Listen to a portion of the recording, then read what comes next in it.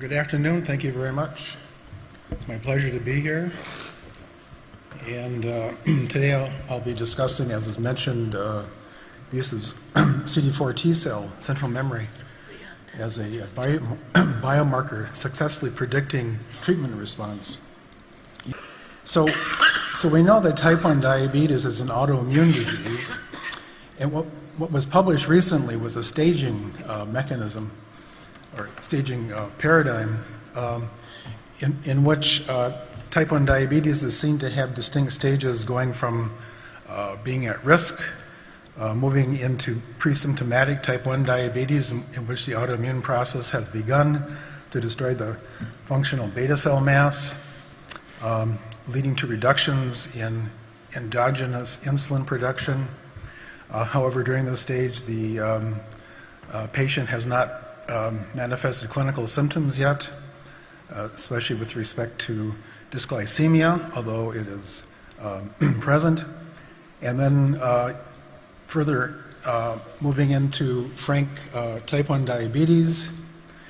And one thing to observe is that in type 1 diabetes, with respect to the beta cell functioning, beta cells produce insulin. This is produced by proinsulin, which is cleaved, and also produced at the same time of the insulin is an equal molar amount of C-peptide, and so that in this field we have a direct surrogate marker of the underlying disease process itself with respect to the beta cell damage, and that's C-peptide. And so therefore we should think that changes in C-peptide will parallel and mimic what's going on with the beta cell production of endogenous insulin.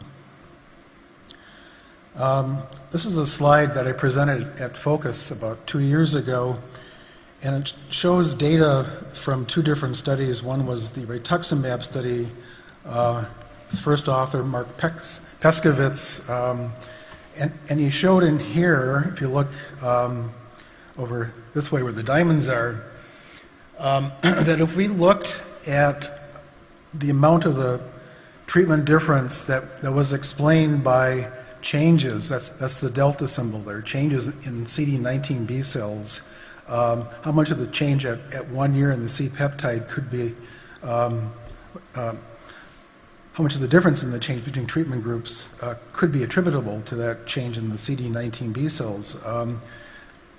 You can see that the amount is smallest when that change is measured from baseline to the moment of the C-peptide endpoint, but the amount explained increases the further back the CD19 B cell sample was taken and analyzed.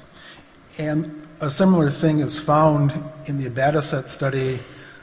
First author was T. Hammer Orban and published in Diabetes, of which I was a part, in which we looked at the percentage of variation here. These are the circles down below.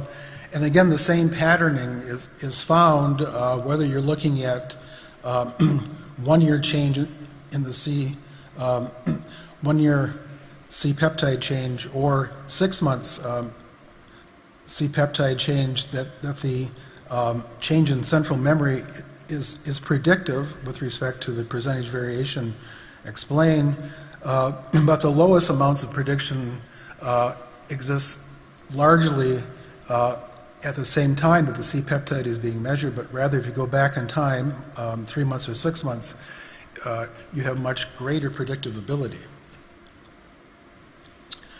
So this is a picture that was taken from the same article by T. Hammer, and on this graph we're plotting on the y-axis, this axis here, 2 year change in C-peptide, which is expressed as a log change, against, on the x-axis here, 1 year change in the central memory, again log change from baseline, and we see a distinct trend line going on for both the placebo patients, those are the dark circles, and the abatacept treated patients, those are the open circles.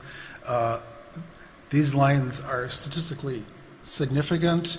However, what I'd like to point out as an aside here is that it's looking like the abatacept is attenuating this linear relationship down towards 0 from the placebo group's line, which is indicated by the dashed lines there. So it's something to be looked into further.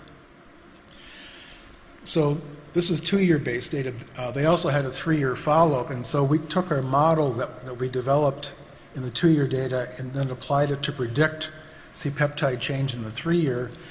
And we found that the model predicted rather well, that if we looked at the prediction error, which is the difference between predicted and observed, that we were less than about 10% off of what the actual change in C-peptide was at the 3-year mark. So I think we can say that clinically meaningful and accurate predictive biomarkers are possible in type 1 diabetes.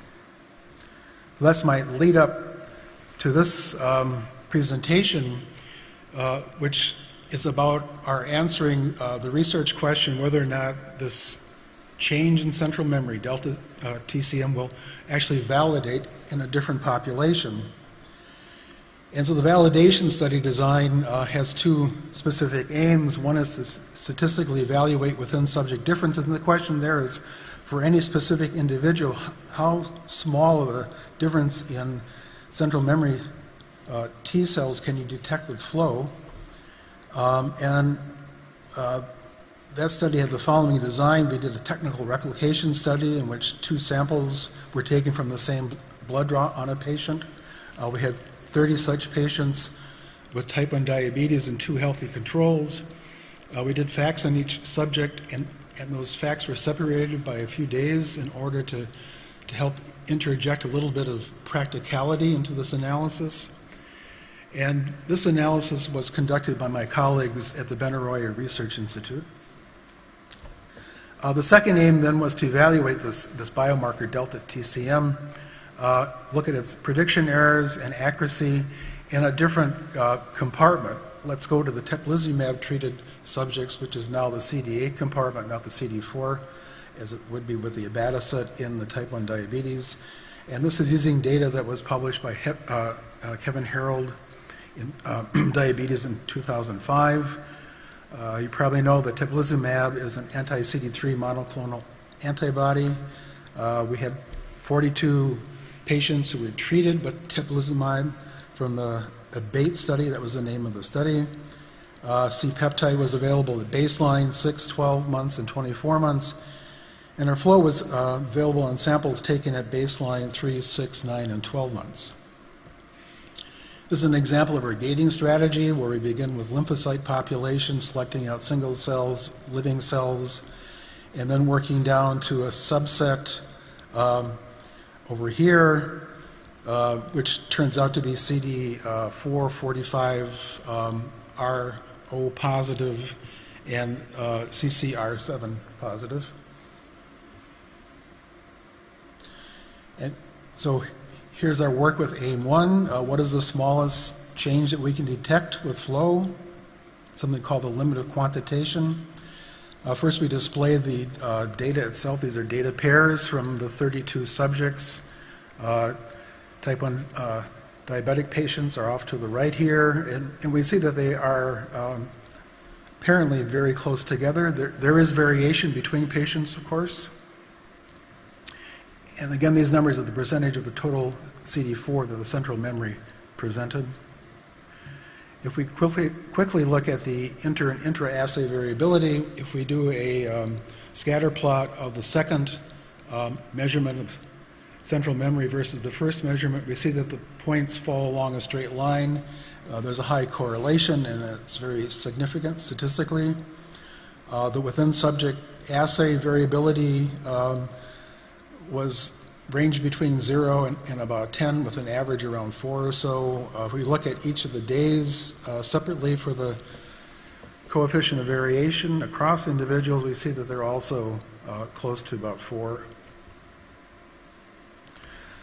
If we go back to that scatter plot of the day 2, or the second measurement versus the first measurement, and superimpose the line of equality, which is the blue line here, well, we note that even though there's a strong correlation, it's not on that line, it's on the black line. The the blue line is the line of equality, and this shows that the points on the second day tend to be less than on the first day. So the central memory percents tended to be less on the second time we did the assay than on the first. This is a histogram of those paired differences within each subject. We took the central memory value at the first measurement minus the second one, and we see that the distribution is actually shifted from 0 to the right, so the second assay tended to be higher than the first assay tended to be higher than the second assay by about 1.1%. You got 1 minute left. You're kidding me. My God. 1 minute. Okay. Where did my time go? So when we looked at the residuals from the prediction model itself, we see that the prediction errors applied in the new population are very similar to that in the abatacept population. This is an ROC curve of how well we can predict a response to teplizumab, and it's very good. It's got a very high AUC of 0.718. And we can also report that when we looked at near-term prediction, i.e. 3 months predicting 6 months and 6 months predicting 12 months, back with the abatacept data, we have very high ROC curves in all the cases of either using change in Treg, change in central memory, change in naive, although all the time the best one was the combination. And so I can summarize now in a second that this marker has now been validated as a predictive biomarker of 2-year teplizumab treatment response. And I'd like to show you my research team.